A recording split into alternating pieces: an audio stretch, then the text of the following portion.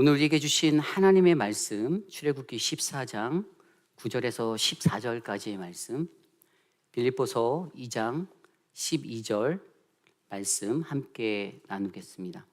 저와 여러분이 한 절씩 교독하시고 마지막 말씀은 한 목소리로 합독합니다.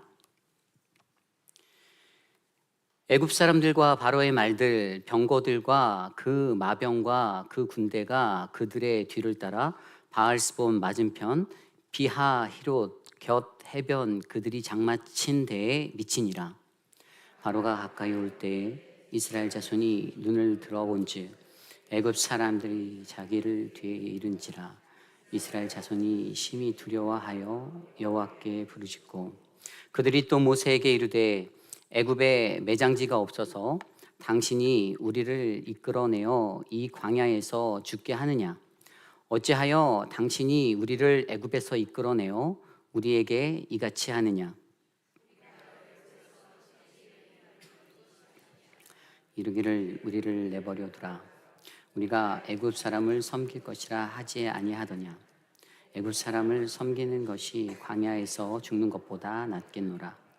모세가 백성에게 이르되 너희는 두려워하지 말고 가만히 서서 여호와께서 오늘 너희를 위하여 행하시는 구원을 보라. 너희가 오늘 본 애굽 사람을 영원히 다시 보지 아니하리라. 여호와께서 너희를 위하여 싸우시리니 너희는 가만히 있을지니라. 아멘. 한 절 더 보시겠습니다. 빌립보서 2장 12절 한 목소리로 합독합니다. 시작. 그러므로 나의 사랑하는 자들아, 너희가 나 있을 때뿐 아니라 더욱 지금 나 없을 때에도 항상 복종하여 두렵고 떨림으로 너희 구원을 이루라. 아멘. 내 인생에 실제되는 하나님의 구원이라는 말씀의 제목으로 함께 말씀 나누겠습니다. 내 인생에 실제되는 하나님의 구원. 우리는 계속해서 구원의 육하 원칙의 말씀을 듣고 있습니다. 오늘은 그 5번째 시간으로 어떻게에 대해서 말씀으로 살펴보겠습니다. 어떻게 구원을 이루어야 하는가? 여러분들, 구원을 이루기 위해서 과연 우리는 어떻게 해야 할까요? 기독교에서 그리스도인이라 하는 그 명칭, 그 말은 우리 그리스도인들에게 예수의 길, 하나님의 길들을 따라 살아갈 수 있는 은혜를 주셨습니다.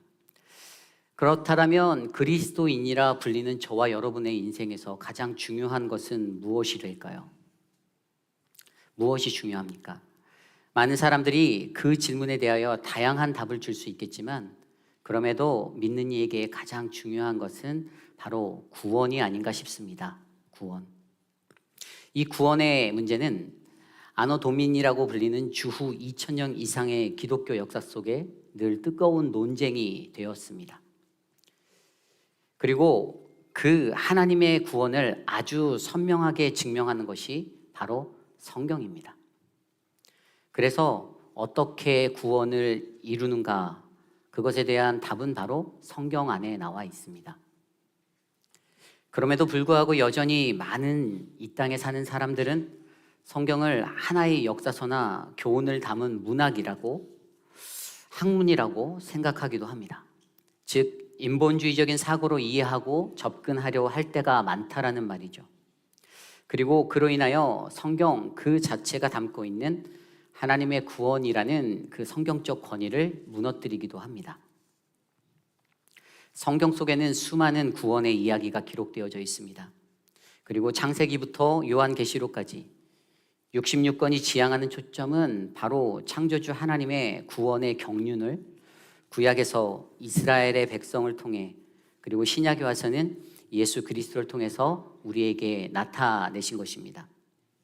그러므로 하나님의 구원을 올바르게 이해하기 위해서는 우리는 가장 먼저 진리 되신 하나님의 말씀, 성경을 믿어야 합니다.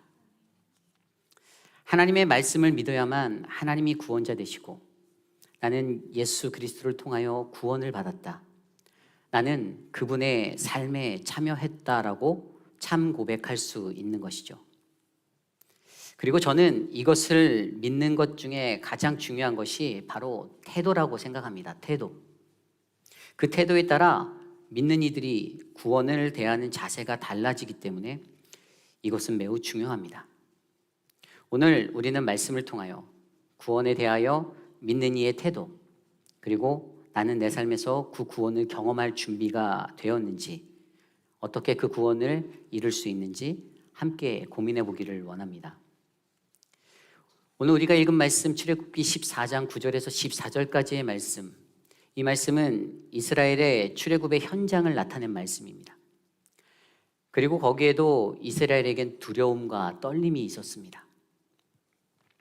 14장 9절에서 10절 말씀입니다.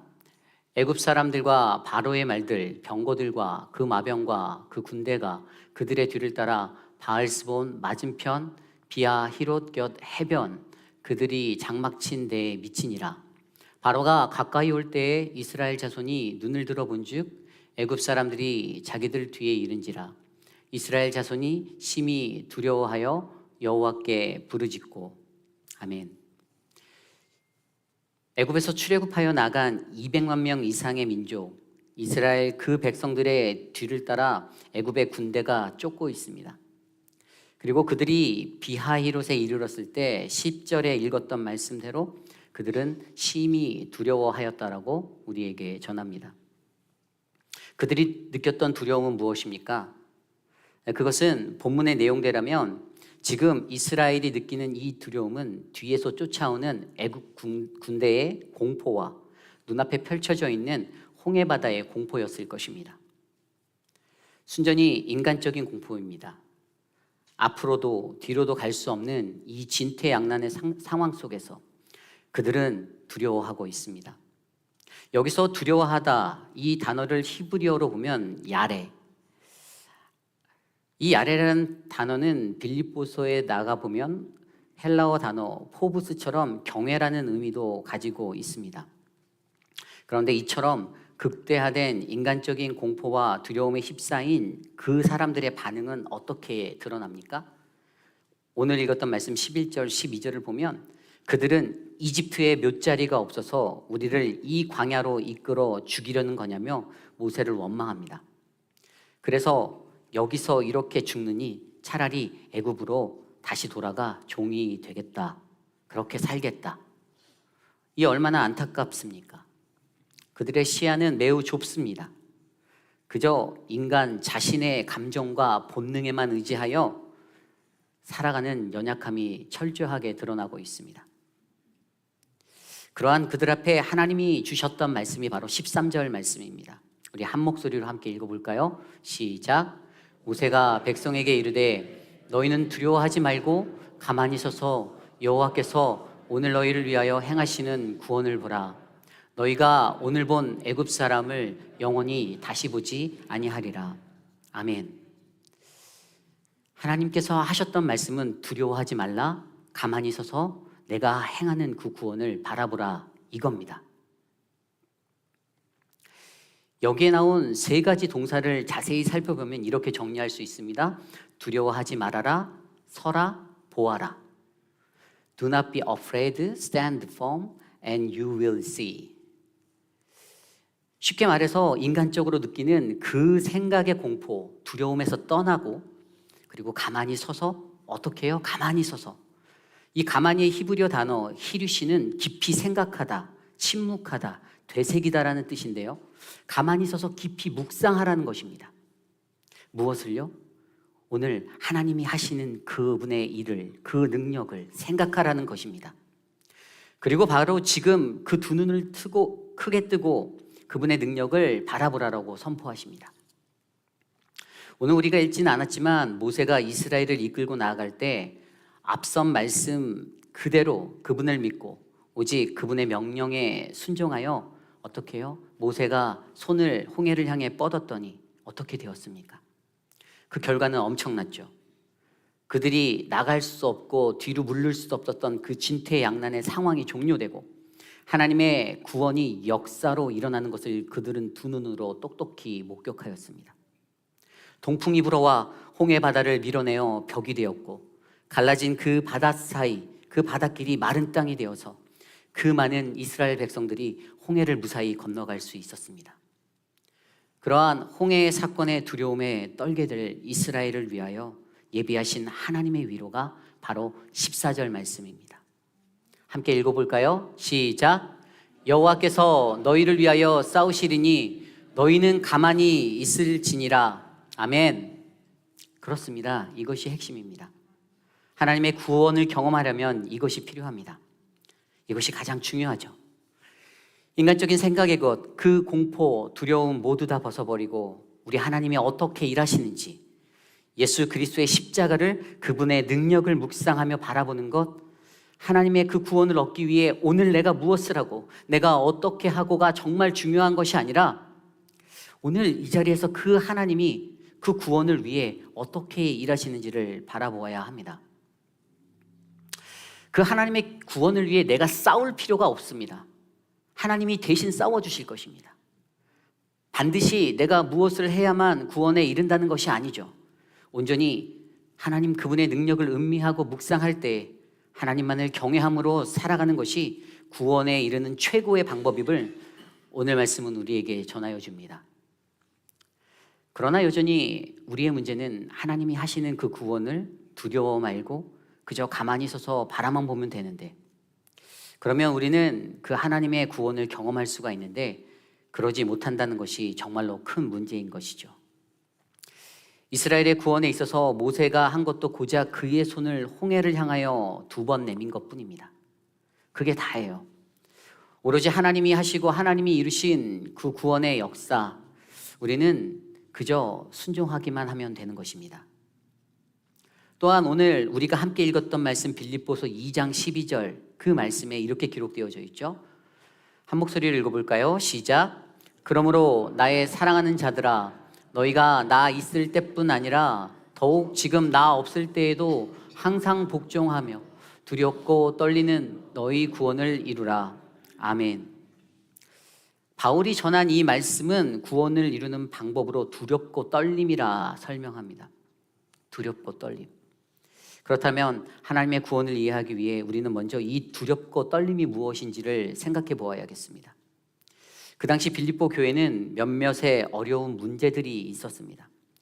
대표적인 문제는 교회 내의 분쟁이었죠. 그곳에는 2 여성 리더 유오디아와 순두개가 있었는데 이들의 갈등이 교회 내에 분열로 나타나 아픔을 겪게 되는 일이 일어났습니다. 성경에는 그들이 왜 갈등을 빚었는지, 그것이 교리적인 문제인지 어떠한 감정적인 문제였는지는 자세히 보여주지 않고 있습니다. 하지만 분명한 것은 그들은 서로 갈등하고 있었다는 사실이죠. 그리고 이러한 리더들의 갈등의 피해는 어디로 갑니까? 고스란히 연약한 빌립보 교회의 성도들에게로 가는 것이었습니다. 거기에는 개인적인 이익을 추구하는 그리스도인들이 득세하고 교회라는 공동체를 어지럽히기도 했습니다. 쉽게 말해 교회가 성도 개인의 권력의 구도로 사용될 때 혼란해지는 것을 우리에게 보여주고 있는 것입니다. 그러다 보니 자기 마음에 안 드는 것으로 그들은 서로 불평과 원망을 하였던 것이죠. 그래서 바울은 그 공동체에 서로 원망과 시비가 없게 하라고 권면하였던 것입니다.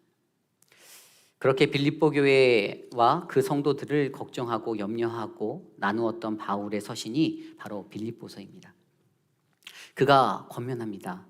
빌립보 교회와 모든 성도들에게 두렵고 떨림으로 하나님의 그 구원을 이루어라. 이것이 나 자신 혼자만의 문제로 한정된 것이 아니라 함께하는 빌립보 교회 공동체 모두가 함께 이루어야 하는 것이었음을 우리에게 말해주고 있죠. 오늘날 우리들도 이러한 메시지를 전해 듣습니다. 교회, 하나님의 구원이란 목표를 바라보고 이 교회가 함께 나아가야 하는데 아주 가끔은 나의 구원이란 개인적인 것에만 집중할 때가 있습니다. 아니면 전혀 다른 것에 집중하며 다른 길로 가기도 하죠. 개인주의가 넘쳐나고 세상의 힘의 권력의 구조가 교회에 침투할 때 교회는 하나님의 구원이라는 본질적인 능력을 발휘할 수 없게 됩니다. 이러한 모습이 바로 오늘 이 자리에 사는 우리들의 모습, 저와 여러분의 모습일 수도 있고요. 그러기에 우리 회입빌 한인 장로교회 온 공동체는 모든 성도가 한마음 한뜻으로 하나님에 대한 두렵고 떨림으로 이 구원을, 이 비전을 품었으면 좋겠습니다. 나의 구원도 중요하지만 나와 함께하는 이들, 사랑하는 가족, 내 자녀들, 공동체, 이웃들의 구원도 중요하지 않나요? 이를 위해 함께하는 저와 여러분 우리 모두가 되기를 간절히 축원합니다. 또한 좀 더 구체적으로 바울은 이 구원을 어떻게 이룰까, 그것에 대해 방법론적으로 두려움과 떨림을 설명합니다. 구원이란 무엇인가요? 구원은 자연 법칙으로 그냥 나에게 찾아오는 그런 현상이 절대 아닙니다. 또한 이 생에서 쌓게 된 나의 공로로 받게 될 나의 상급도 아닙니다. 그 구원은 하나님이 그의 아들 독생자 예수 그리스도를 통하여 우리에게 값없이 주신 값비싼 은혜인 것입니다. 그래서 보네포가 말하였지 않습니까? 값싼 은혜는 그러한 하나님의 값비싼 은혜를 교회 속 공동체의 인간들이 값싼 것으로 만들어 추락시켜 버림으로써 세상의 영혼들을 그리스도께로 가는 길을 닫아버리는 가장 치명적인 것이라 그렇게 선언하였습니다. 그만큼 구원은 매우 어려운 것입니다. 그러므로 그 구원을 이루기 위해서 교회 속에 속한 저와 여러분, 우리들 한 사람 한 사람의 태도는 매우 중요합니다. 그리고 성경은 그 태도가 바로 두렵고 떨림이라고 전합니다. 두려움과 떨림. 특별히 두렵다에 해당하는 헬라어 포보스, 이 단어는 두려움, 놀람, 당황의 의미로 사용되는데 거기에는 경외함이라는 경외의 단어도 포함되어져 있습니다. 또한 떨림의 헬라어 트로모스는 전율을 의미하는데 그 전율은 우리가 마주한 공포감으로 인한 떨림이라기보다는 우리를 창조하신 하나님, 그분 앞에서 피조물로서 가장 경외할 수밖에 없는 그 신적인 대상을 대하는 우리들의 태도의 전율을 전하고 있습니다. 그러므로 오늘날 이 땅에 하나님의 구원을 이루기 위해 사는 그리스도인 우리들 한 사람의 태도는 바로 늘 하나님을 경외하는 자로서 두려움과 떨림으로 살아가야 합니다. 그 두려움과 떨림은 인간이 느끼는 무언가의 공포, 무서운 공포, 그것을 느끼는 것, 그래서 위협받고 두려워 떠는 그러한 모습이 아니라 하나님이라는 절대적인 조물주 앞에 경외함으로 인해 그분 앞에 머리 숙여 엎드려지는 그러한 태도가 그 구원을 받을 만한 존재로서 우리 모두를 세우는 것입니다. 그런데 문제는 오늘날 살아가는 많은 그리스도인들은 하나님이 아닌 사람과 환경을 더 두렵고 떨림으로 바라본다라는 사실이죠. 제가 예전에 읽었던 책 중에 프랑스의 소설가 아멜리 노통부가 쓴 두려움과 떨림이라는 책이 있습니다. 이 책의 내용은 프랑스인이었던 아멜리가 일본의 유미모토라는 무역회사에 취업하여서 겪게 된 일들을 소설로 쓴 책입니다. 그녀가 외국인으로서 그 땅에서 마주한 그 일본 사회, 관료주의적 사고, 또 문화, 그 모든 것들은 자신의 삶 속에 충격이었습니다. 그녀가 일본어를 잘 구사하는 탁월한 언어 능력이 있었고 그것으로 인해 취업을 하였음에도 불구하고 그녀가 일본어를 잘 할 때 오히려 그 모습이 자신의 상사인 일본인 상사에게는 어떻게 해요? 부담이 되었다는 사실입니다.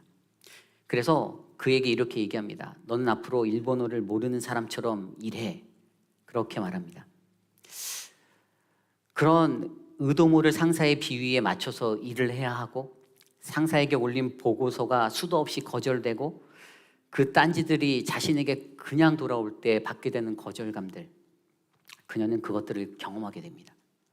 결국 그녀의 갈등은 그 회사에 동참하기 위해 그들이 고집하고 있는 관료주의적 시스템에 순응하고 자신의 상사, 윗사람들을 두려움과 떨림의 마음으로 대하고 아랫사람들에게도 동일하게 그 두려움과 떨림의 대상이 되어야 한다라는, 아니면 다 포기하고 이 회사를 때려치고 박차고 나가버려야 하는 그 갈등으로 안타까운 현실을 살아가는 이야기가 바로 그 이야기입니다. 이 세상을 살아가는 우리에게도 안타까운 것은 그 두려움과 떨림이 나를 지으신 하나님께가 아니라 사회적인 시스템 아니면 환경들, 그곳에서부터 두려움과 떨림이 대물림되고 있다는 사실입니다. 오늘 나는 어떻습니까? 두려움과 떨림으로 하나님의 그 구원을 이루려고 하십니까? 아니면 내 생의 번영과 성공을 위해 다른 무언가를 두려워하며 살고 계십니까? 하나님을 인정하는 자는 그분 존재 그 자체만으로도 두려움과 떨림의 경외함을 드리며 나아갑니다. 오늘 우리에게 주시는 이 말씀 속 하나님의 구원은 바로 그러한 저와 여러분, 우리들의 태도를 원하고 계십니다. 하나님, 내가 이만큼 당신을 섬겼는데요. 하나님, 저는 헌금도 이만큼 했습니다. 하나님, 나는 주님 예배도 잘 참석했습니다. 그러니까 하나님을 위해서 이번에 모든 것만은 내 편이 되어 주세요. 이러한 태도로 하나님 앞에 나아가십니까? 아니면 하나님, 당신은 나를 구원하신 구원자이십니다. 나를 지으신 당신 앞에 두려움으로 내가 섭니다. 라는 그 하나님 나를 구원하여 주소서라는 이 모습의 태도로 우리는 하나님 앞에 나아갑니까? 저는 여기 모인 우리 모두가 하나님 나를 구원하여 주옵소서라는 간절한 모습으로 우리 모두의 삶 가운데 일어나는 하나님의 은혜의 삶이 되기를 간절히 소망합니다.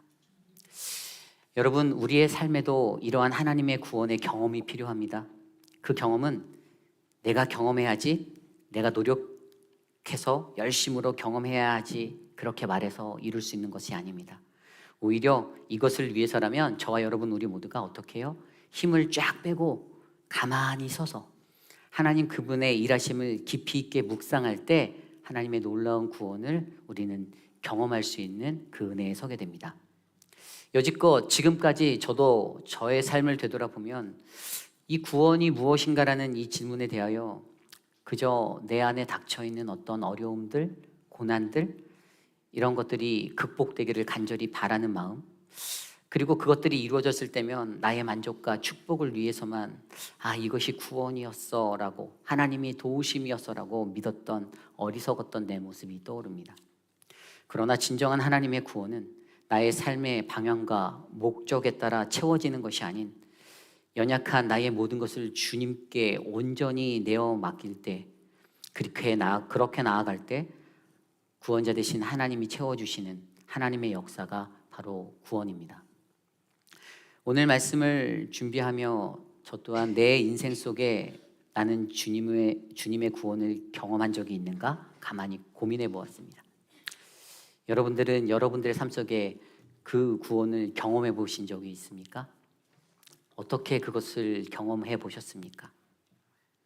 이스라엘이 경험한 그 구원은 홍해 한복판에서 두려워 말고 가만히 서서 보았던 그 구원, 터질 것한 그날의 경험을 그들은 잊을 수가 없어서, 그래서 창세기 15장에는 그들의 삶에 모세와 미리암의 노래가 터져나와 전해진 것처럼 하나님의 구원이 그들에게 이루어졌을 때 감사했듯이 오늘 저와 여러분들 삶 속에서 우리에게도 그러한 하나님의 구원이 이루어질 때 나는 그 하나님의 구원을 어떻게 경험하고 있는가 라고 우리들 스스로에게 되물어 볼 수가 있습니다.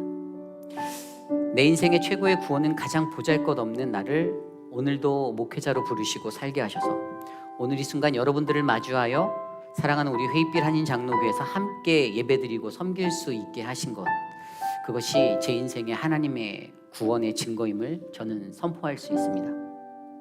아마 목사로 살지 않았으면 어땠을지 상상이 잘 되지 않지만 그래도 그나마 주님이 주신 사명 가지고 살아가게 하셔서 이렇게 주신 그 은혜가 제 인생에 충만하니 그것이 제게 주신 하나님의 구원의 은혜입니다.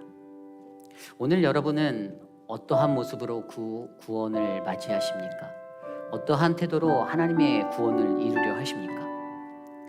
무슨 일을 하기에 다른 사람들 눈치가 보이고 사람들을 의식하고 그러한 두려움과 떨림으로 천지를 지으신 창조주 하나님에 대한 두려움과 떨림을 잊고 살지는 않으십니까?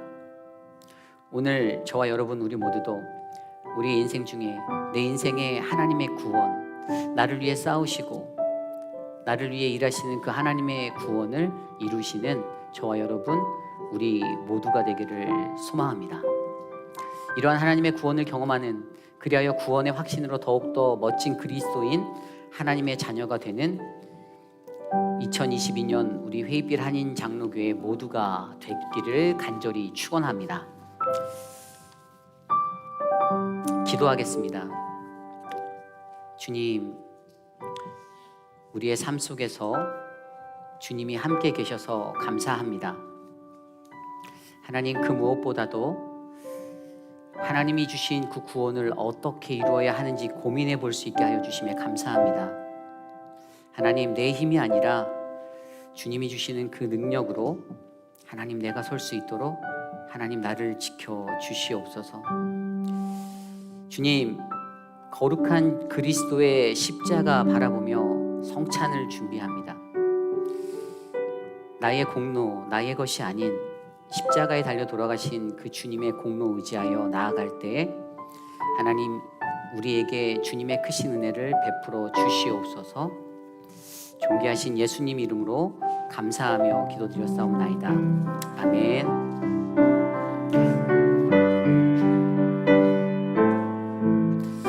우리 성찬위원들 앞으로 나와 주시고요. 함께 찬송하겠습니다. 내 주를 가까이 하게